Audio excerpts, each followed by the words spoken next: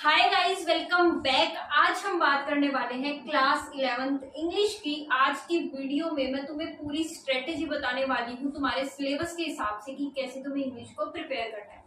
सबसे पहले बात करते हैं सेक्शन ए की, जो कि तुम्हारा 26 मार्क्स का होगा और दो टॉपिक्स तुम्हें देखने को मिलेंगे, अनसीन पैसेज और नोट मेकिंग। अनसीन पैसेज तुम्हारा 18 मार्क्स के होंगे, दो होंगे और उसमें तुमसे एमसीक्यूज पूछे जाएंगे। अनसीन पैसेज को सोल्व करने का तरीका होता है जो कि मैं तुम्हें बता देती हूँ। सबसे पहले तुम्हें पैसेज को नहीं पढ़ना, सबसे पहले तुम्हें क्वेश्चन को रीड करना है। जितने भी क्वेश्चन दिए हुए हैं ना, सबको अच्छे से रीड कर लो। उसके बाद तुम्हें पैसेज पे जाना है, उसको पढ़ना है और हाईलाइट करने हैं कीवर्ड्स और लाइंस।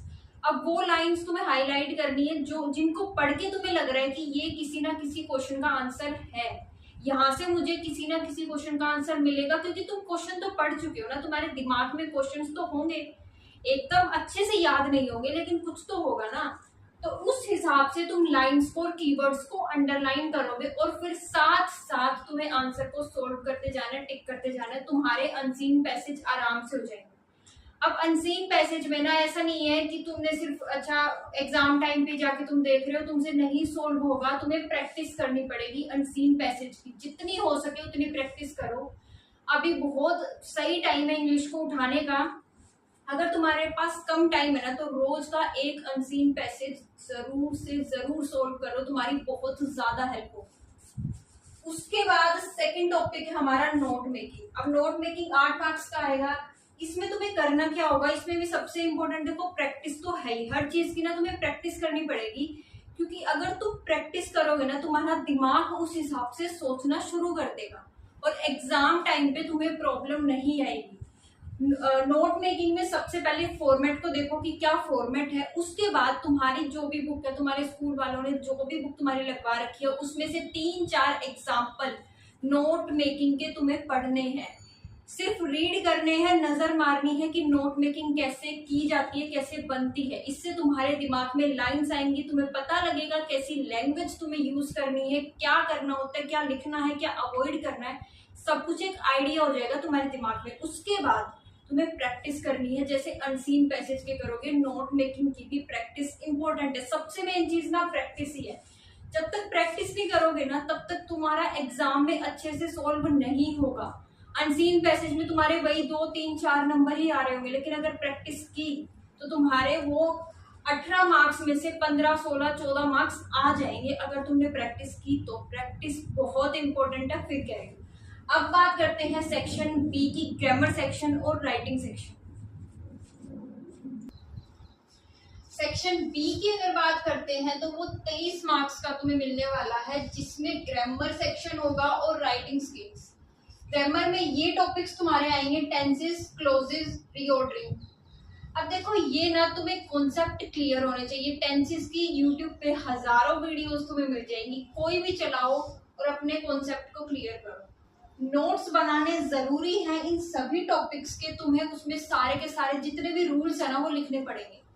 अब पहले तुमने यूट्यूब की वीडियो देखी, नोट्स बनाए और उसको रिवाइज कर लिया, सिर्फ इतना इनफ नहीं है, इनकी भी प्रैक्टिस करनी पड़ेगी। क्यों, रूल्स तो हमें पता है ना, प्रैक्टिस की क्या जरूरत है। देखो, रूल्स पता है, लेकिन जितनी ज्यादा प्रैक्टिस करोगे ना, तुम्हें वो रूल्स यूज करने आएंगे, तुम्हें अच्छे से याद भी हो जाएंगे। तुम्हें रट्टे मारने की जरूरत नहीं है। जितनी ज्यादा प्रैक्टिस करोगे उतना तुम फायदे में रहोगे। तो इन सब चीजों के भी नोट्स बनाओ और प्रैक्टिस करो। गूगल से निकालो, टेंसेस की हजारों वर्कशीट तुम्हें मिल जाएंगी, क्लोजेस की, रीऑर्डरिंग की, इतने सारे क्वेश्चंस मिल जाएंगे। दिन के 15 मिनट भी करोगे ना, बहुत है। अब राइटिंग स्किल्स में ये सारे टॉपिक्स आ रहे हैं, classified advertisement, poster making, speech और डिबेट। इन सब में तुम्हें चॉइस भी मिलेगी कि जैसे क्लासिफाइड एडवर्टीजमेंट 2 मिलेंगी, तुम्हें 1 करनी होगी, ऐसे ही इनमें भी। अब सबसे पहले तुम्हें इनके फॉर्मेट पता होने चाहिए, क्योंकि टीचर नंबर काटेगा सबसे पहले फॉर्मेट में ही काटेगा। तो फॉर्मेट देखो, नोट्स बनाओ फॉर्मेट की। ये तुम्हारी ना एक नोटबुक मेंटेन होनी चाहिए कि नोट मेकिंग की तुम्हारी फॉर्मेट उसमें हो, इन सब के रूल्स हो। यहाँ पे राइटिंग स्किल्स के जितने भी टॉपिक है, सबके फॉर्मेट तुम्हें उसमें नोट करने हैं, ताकि एग्जाम टाइम में इधर उधर भटकना ना पड़े, उस नोटबुक को रिवाइज करके चले जाओ।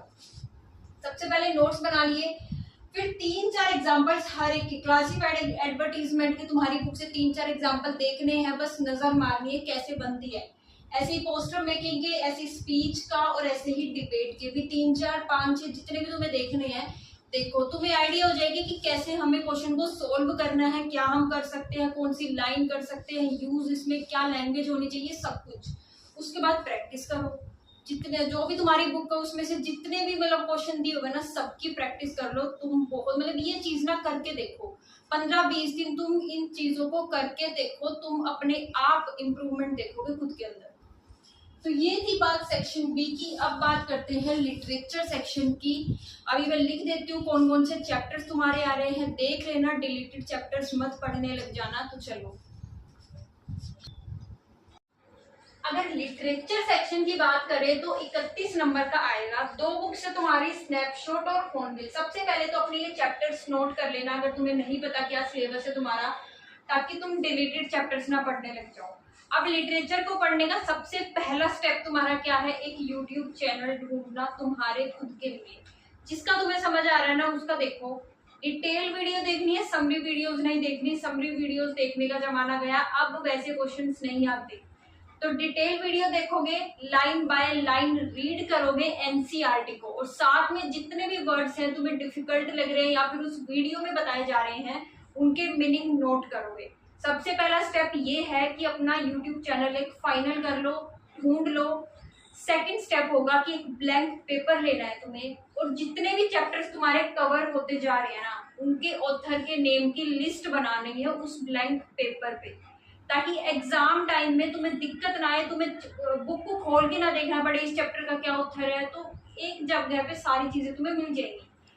अब तुमने चैप्टर रीड कर लिया, तुम्हारी ऑथर की लिस्ट भी बन रही है साथ साथ। अब तीसरा स्टेप क्या होगा कि तुम्हें क्वेश्चंस की प्रैक्टिस करनी है। सबसे इंपॉर्टेंट क्वेश्चन होते हैं एनसीईआरटी के क्वेश्चन। तो जो तुम्हारी ये 2 बुक्स हैं, स्नैपशॉट और फोनबिल, इसके जो एक्सरसाइज के जितने भी एनसीईआरटी के क्वेश्चंस दिए हुए हैं उनकी प्रैक्टिस करो, रिटर्न प्रैक्टिस करनी है। अब एक्स्ट्रा क्वेश्चंस की प्रैक्टिस कहाँ से करोगे, जो भी तुम्हारे स्कूल में रेफरेंस बुक लगवा रखी है, जो तुम्हारे टीचर्स प्रेफर करते हैं, एक ना एक बुक तो सबके पास होगी, उसमें से क्वेश्चंस की प्रैक्टिस कर लो जितने मर्जी तुम कर सकते हो। लेकिन एनसीईआरटी के क्वेश्चंस नहीं छोड़ने हैं, क्योंकि एनसीईआरटी के क्वेश्चंस से ही बाकी क्वेश्चन तुम इजीली सोल्व कर पाओगे अगर तुमने वो क्वेश्चन सोल्व कर लिए। और लिखना जरूर है।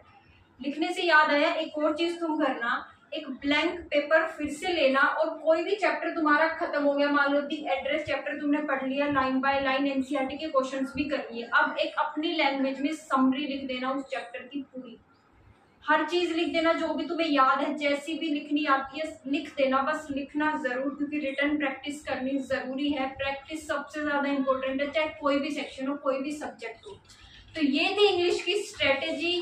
कोई भी डाउट हो तो प्लीज कमेंट सेक्शन में बता देना, और नेक्स्ट वीडियो किस टॉपिक पे चाहिए ये भी बता देना।